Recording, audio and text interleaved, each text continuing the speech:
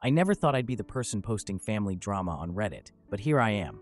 I guess when your sister keys your car and threatens to destroy your life, you start wondering if you're the one who's lost it, or if everyone else has. It started 3 months ago when Jen moved into her new condo. She called me out of the blue, which was odd since we hadn't spoken since Christmas. There wasn't any small talk. She immediately said she needed a custom painting for her living room, something modern with blues and grays. I've been doing freelance art since my medical discharge from the army, mostly pet portraits and landscapes on Etsy. It barely pays the rent, and I told her my rate was $500. She laughed, but it wasn't the warm kind. It was that sharp, dismissive laugh I remembered from when we were kids, and she used to mock my drawings, insinuating that family rates existed for a reason. I reminded her that I couldn't afford to work for free. Bartending nights barely covered my utilities. Then she started mentioning Mom's chemotherapy, implying that because someone had dropped everything to take care of her when I was deployed, I owed her. I didn't deploy by choice. My knee was shattered during a training exercise, an honorable discharge, even though you wouldn't know that from the way Jen talked. She had told our cousins that I was mentally unstable and that the army had simply cut me loose. I found the VA paperwork later, tucked away in a box of old photos, proof that she had lied. But that revelation came too late. The next day, Mom called with a thin, pleading voice, insisting that I just do the painting and reminding me how unpredictable Jen could be. Apparently, Jen had threatened to stop covering Mom's phone bill if I refused. Mom had been on disability since the cancer, while Jen was the one with a corporate job, a condo, and a fiancé who even cared about wearing cufflinks. I eventually gave in. For 2 weeks, I juggled working nights at the bar with days spent on Jen's painting. She wanted a portrait of her bulldog Brutus as some sort of memento, even though the dog was still very much alive. I sent her a sketch, but instead of any praise, she responded by sending a screenshot of my Etsy page, the one with only 7 reviews and a 4.3 rating. Her message made it clear that she thought I needed the exposure more than she needed my work, and warned me to do it in oils, threatening to inform the VA that I was too unstable to keep my benefits. I didn't sleep that night. I just stared at my phone, cycling between rage and a hollow guilt. Maybe I was being selfish. Maybe I owed her. That's when I remembered the VA paperwork and the way she had twisted my injury into something shameful. I sent her a text questioning if she was really using Mom's cancer and my trauma as weapons to bully me. In response, she sent a screenshot of my bank balance, showing only $127.04, along with an unmistakable threat that if I didn't fix my situation, she would ruin me. So I ruined her first. I printed every text and every threat, highlighting the worst parts in neon yellow, and mailed copies to Aunt Linda, Uncle Greg, and Mom's Bridge Club friends, along with a note explaining why I couldn't be the bigger person. Aunt Linda later called me in tears, explaining that Jen had strong-armed her daughter, a recent law school graduate, into handling her condo closing for free the previous year, threatening that we'd be estranged if she didn't. That night, Jen left 6 voicemails. The first 3 were nothing but incoherent screams. The fourth had a colder tone, accusing me of having torched the family and suggesting that my art was worthless. The fifth featured Mom whispering that I should apologize because she couldn't take the drama any longer. The 6th voicemail contained nothing but the sound of her heavy breathing. Then something shifted. Aunt Linda's daughter posted my Etsy shop in her neighborhood Facebook group, which had around 3,000 members, mostly young couples looking for nursery art. Orders started pouring in. It wasn't enough for me to quit bartending, but it was enough to fix my windshield after Jen had keyed a word accusing me of dishonesty onto my car door last week. Later on, her fiancé texted me saying that I had broken her and that she'd been crying for days, but I didn't reply. Soon after, Mom showed up at my apartment, her hands trembling. Apparently, Jen's HR department was investigating her after multiple relatives reported her aggressive behavior, having seen the texts. Despite everything, Mom pleaded with me to apologize, insisting that Jen was still my sister and that she was just stressed. Tonight, I found a note on my car scribbled on the back of a Starbucks receipt. It basically claimed that Jen had won and threatened that I would have no family left to celebrate with. The scratch ran from the headlight to the trunk, and as I sat there looking at it, I couldn't help but wonder if I should have just painted the damn dog. Then I checked my Etsy and saw 23 new orders, all from strangers. There were no lengthy essays about family loyalty or guilt trips, just simple messages of appreciation for my style and excitement about hanging the artwork in their kitchens. Maybe that's the family I get to choose now. Now for the first update. 2 weeks.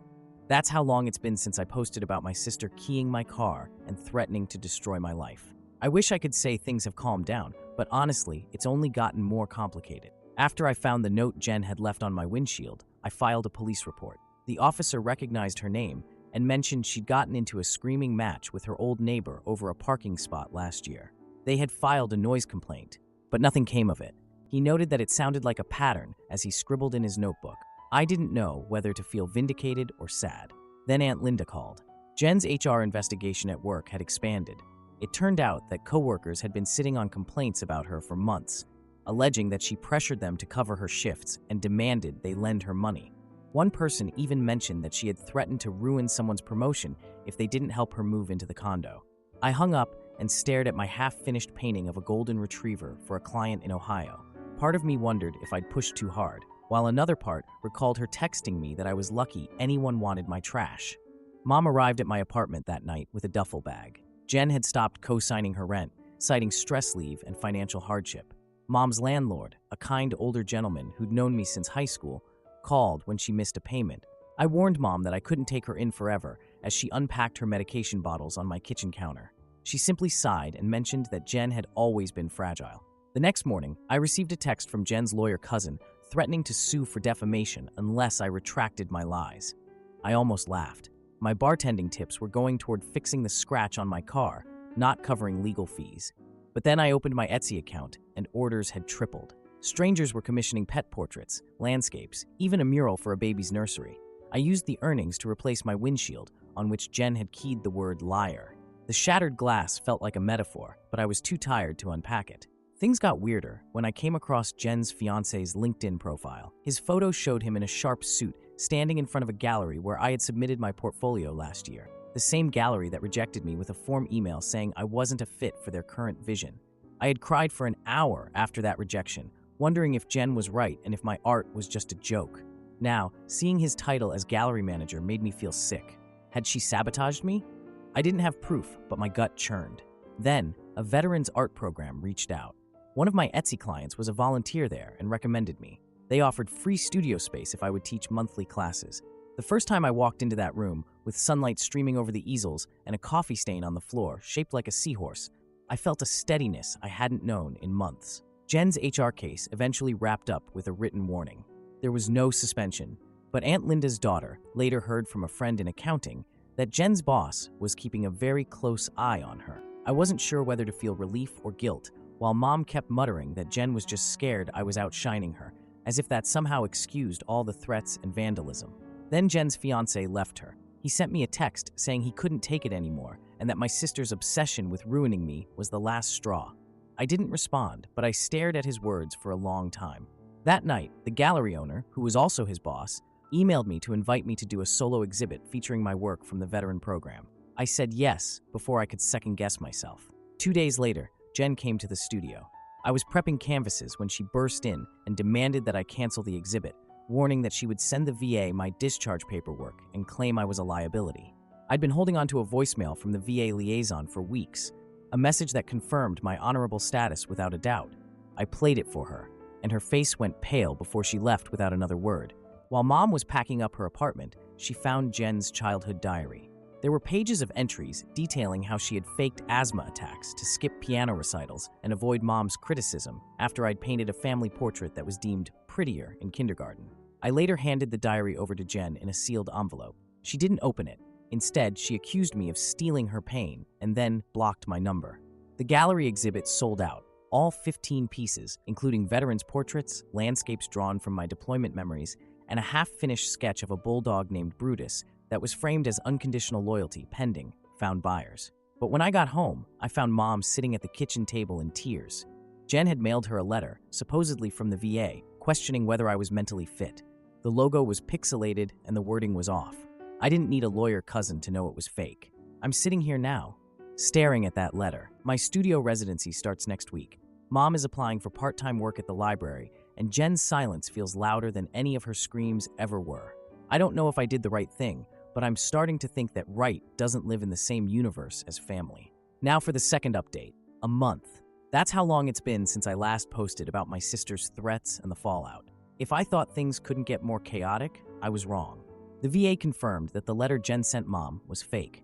When the liaison called to break the news, his voice was tight, as if he'd been chewing on his words all morning, and stressing over the fact that impersonating a federal agency is a felony. I sat on my studio floor with paint smudged on my jeans, trying to picture Jen stuffing that envelope and wondering if her hands trembled or if she hesitated at all. The idea of federal charges loomed over me like a boulder too heavy to hold. Mom fell silent for hours after I told her what had happened. Later, she phoned Jen and warned her that she needed help or she would risk losing their relationship. That night, Mom moved into my guest room, tucking her suitcase between my easel and a stack of canvases.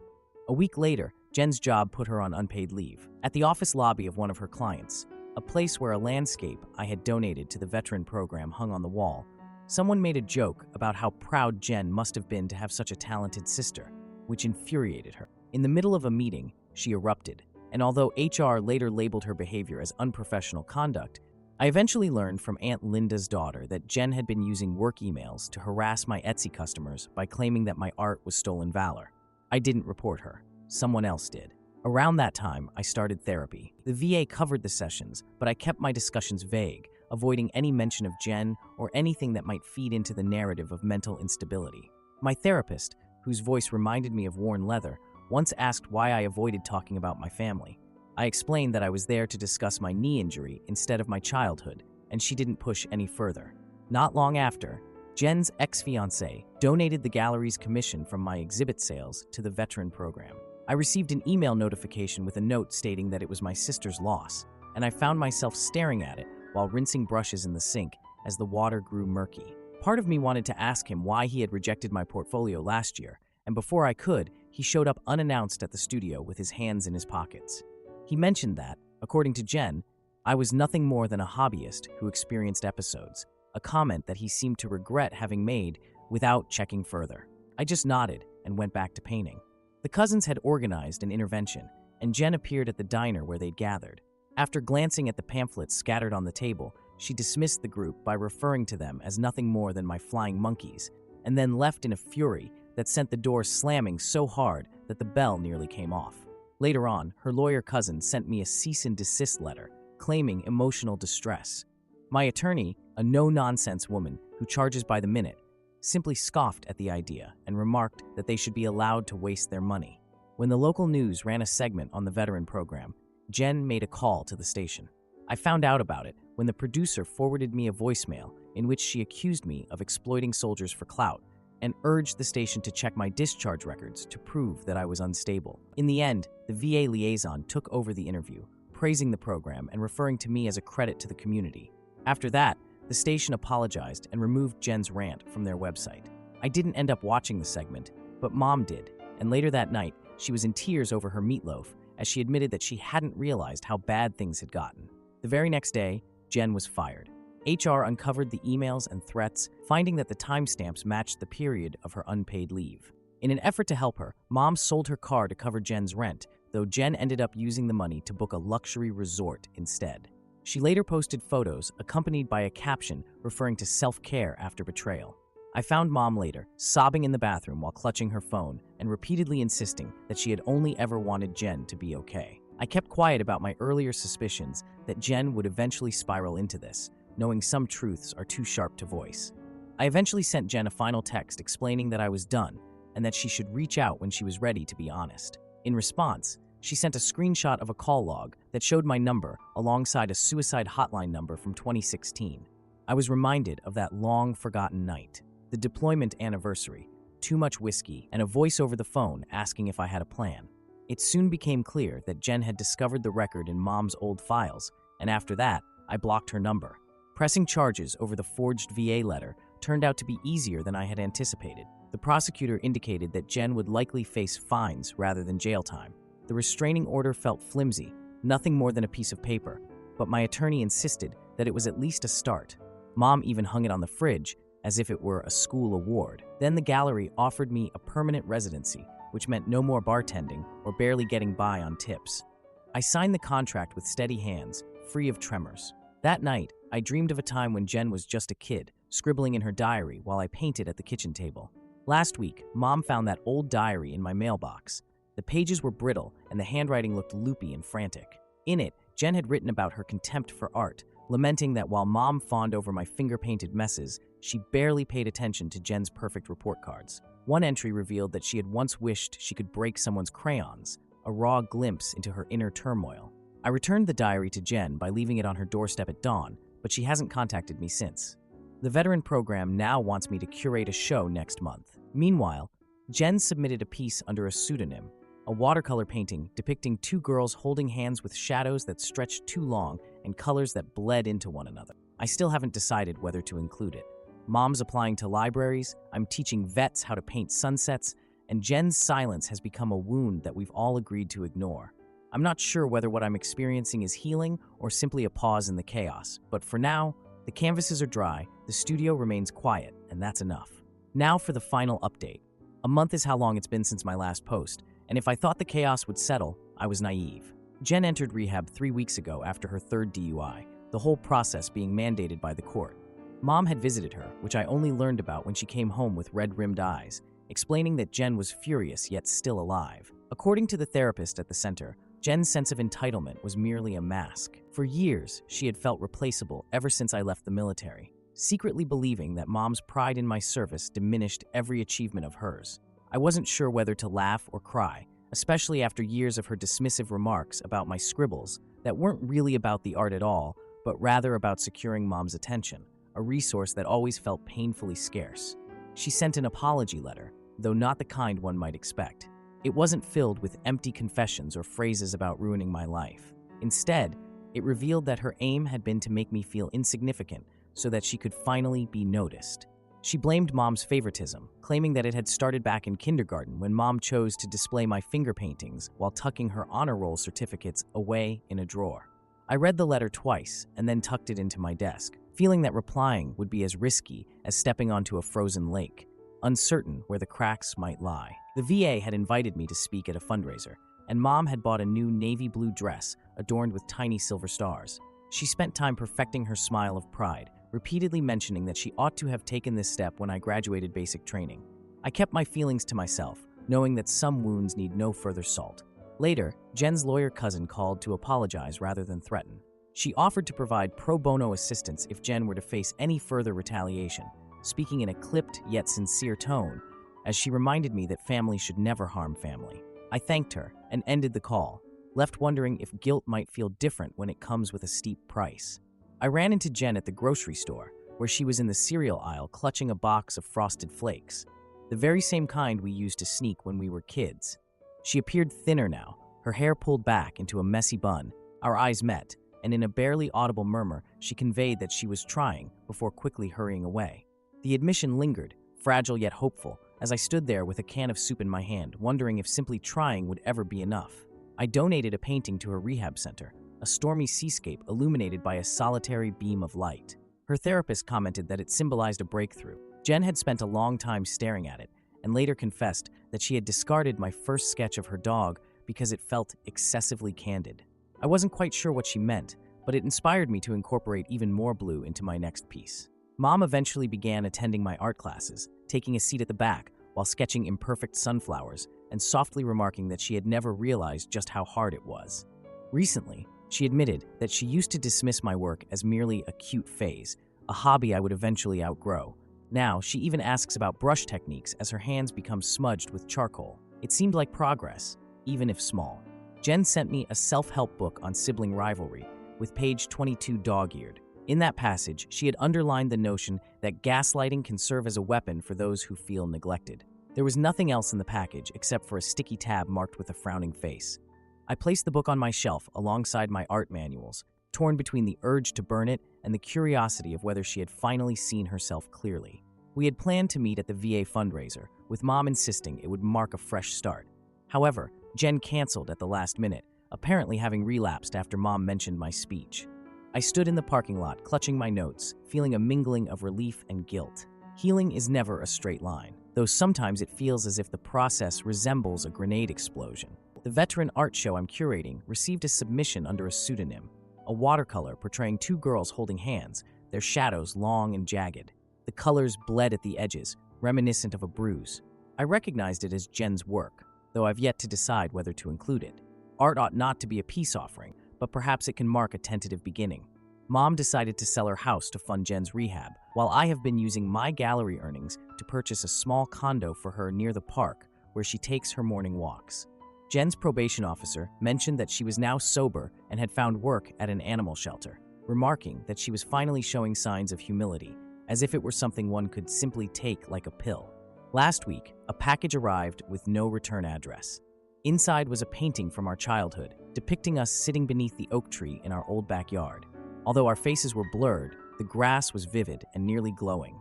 There was no note, and I hung the painting in my studio next to the stormy seascape. Sometimes I catch Mom staring at it, her fingers gently brushing along the frame. The canvases keep piling up, the studio still carries the scent of turpentine, and my therapist advised me to work on forgiveness when I feel ready. I haven't reached that point yet. Still, with the restraining order now expired, Mom's starting to learn how to paint lilies, and Jen's shadows gradually diminishing. Perhaps that will suffice, at least for now.